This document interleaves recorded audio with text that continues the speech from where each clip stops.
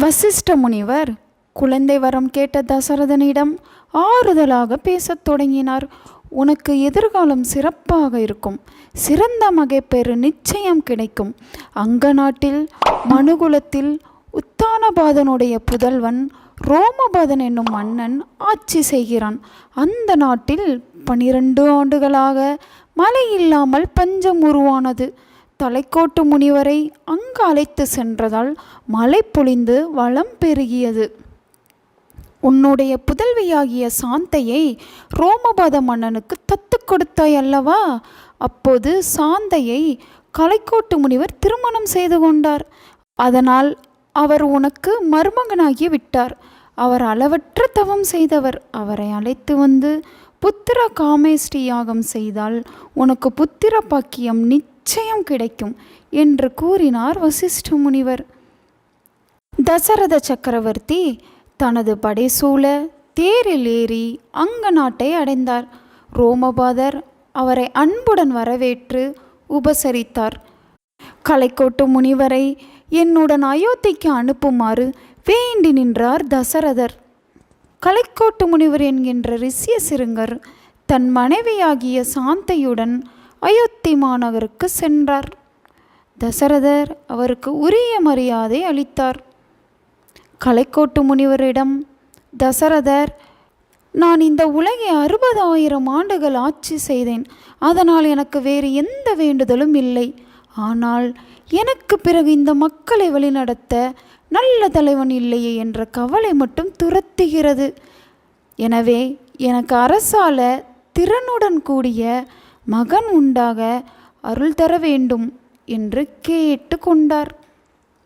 அதற்கு கலைக்கோட்டு முனிவர், புத்திர காமேஷ்டி யாகம் செய்தால் உனக்கு புத்திர பக்கியம் கிடைக்கும் என்று கூறினார்.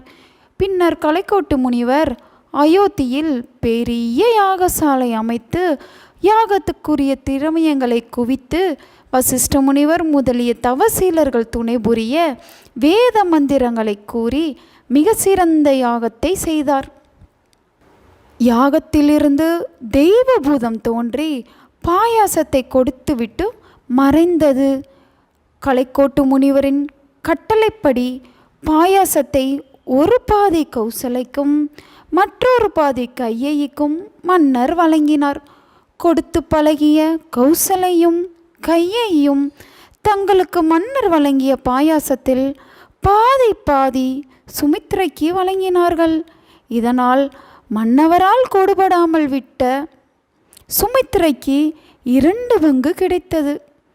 3 தாய்மார்களும் கருவுற்றார்கள். 12 மாதங்கள் கரு இருந்தார்கள். நாம் எல்லோருமே 12 மாதங்கள் கருவில் இருக்கின்றோம். அது எவ்வாறு தெரியுமா? ஆன்மாக்கள் வானத்திலிருந்து மலை வழியாக மண்ணுலகத்தை அடைகின்றன. அவ்வாறு வந்த உயிர்கள் காய் கனி தானியங்களில் கலந்து தந்தையார் வயிற்றில் 2 மாதங்கள் கருவாக இருந்த பின் தாய் வயிற்றில் 10 மாதம் கருவாக இருந்து குழந்தையாக பிறக்கின்றன. ஆகவே உயிர்கள் கருவில் 12 மாதங்கள் இருக்கின்றன. முதலில் நம்மை கரு சுமந்தவர் தந்தைதான். அதனால்தான் நம்முடைய பெயருக்கு முன்னால் தந்தையார் எழுத்தை பொறிக்கின்றோம். ராமருடைய கரு மன்னவன் வழியாக இல்லாமல் பாயாசத்தின் வழியாக தாய் வயிற்றை அடைந்ததால் இவர்கள் 12 மாதம் கரு சுமந்தார்கள். சித்திரை மாதம் நவமி திதி புனர்பூசம் நட்சத்திரத்தில் கடக லக்கணத்தில் ராமர் பிறந்தார். மறுநாள் பூச நட்சத்திரத்தில் பரதரும் அதற்கு மறுநாள் ஆயில்ய நட்சத்திரத்தில் லட்சுமணனும் சத்ருகனரும் பிறந்தனர். மன்னருக்கு குழந்தை பிறந்ததால் அளவற்ற மகிழ்ச்சி அடைந்தார். அன்னதானமும் தங்க தானமும் உடைகள் தானமும் பூமி தானமும் பசுதானமும் என அள்ளி அள்ளி தர்மம் செய்தார். அயோத்தி மக்களுக்கு 7 ஆண்டுகள் வரிகள் கிடையாது என உத்தரவிட்டார். கருவூலத்தை திறந்து எல்லோரும் அங்குள்ள நிதிகளை எடுத்துக்கொள்ளுமாறு உத்தரவிட்டார். ஆலயங்களை புதுப்பிக்குமாறு கட்டளையிட்டார். எல்லோரும் அளவில்லாத மகிழ்ச்சி அடைந்தார்கள். அயோத்தி மாநகரம் இன்ப வெள்ளத்தில் மூழ்கியது. வசிஷ்ட முனிவர் ராமர், பரதன், லட்சுமணன் மற்றும் சத்ருக்கன் என்று பெயர் சூட்டினார். 5 வயதுக்கு மேல் அவர்கள் வசிஷ்டருடைய ஆசிரமத்தில் வளர்ந்து கலை பயின்றார்கள். ராமர் வசிஷ்டருடைய குடிசையில் வளர்ந்த காரணத்தினால் அவருக்கு ஞானம் மலர்ந்தது. ராமர் தானாவே வலிந்து சென்று ஏழைகளுக்கு உதவி செய்வார். அவர்களுடைய குறைகளை கேட்டு நிறைவு செய்வார். ராமருக்கு 12 வயது நிரம்பியது. சகல கலைகளும் வல்லவராக, மக்களுக்கு நல்லவராக விளங்கினார். சக்கரவர்த்தி அரசவையில் இந்திர பகவானைப் போல சுந்தர வடிவத்துடன் அமர்ந்திருந்தார். வசிஷ்டர், சுமந்திரர், யாபாலி முதலிய அறிஞர்கள் அவரை சூழ்ந்து அமர்ந்திருந்தார்கள். ஒரு நாள் தசரதனின் அரசவைக்கு விஸ்வாமித்திர முனிவர் வந்தார். காவலர் இந்த தகவலை தெரிவிக்கவும் உடனடியாக ஓடி சென்று விஸ்வாமித்திரரை வணங்கினார் தசரதர். அவைக்குள் வந்த விஸ்வாமித்திரர் வசிஷ்டரை வணங்கினார். பின்பு தசரதனிடம், தசரதா, வசிஷ்டரை குருவாக படைத்த உன் தவம் மிக பெரியது. வசிஷ்ட முனிவருடைய கருணை உனக்கு இருப்பதால் எல்லா காரியங்களையும் எளிதில் செய்து முடிப்பாய். மன்னர் தசரதரே, நேற்று நான் இந்திரலோகம் சென்று இந்திரனை சந்தித்தேன். இந்திரனே, சுகமாய் என்று கேட்டேன். இந்திரன் தசரதருடைய கருணையினால் சுகமாக இருக்கிறேன் என்றான். இந்திரனுடைய பொன்னுலகை சம்பராசுரன் கவர்ந்து கொண்டான். சம்பராசுரனை அழித்து பொன்னுலகை மீட்டு கொடுத்ததும் நீங்கள்தான்.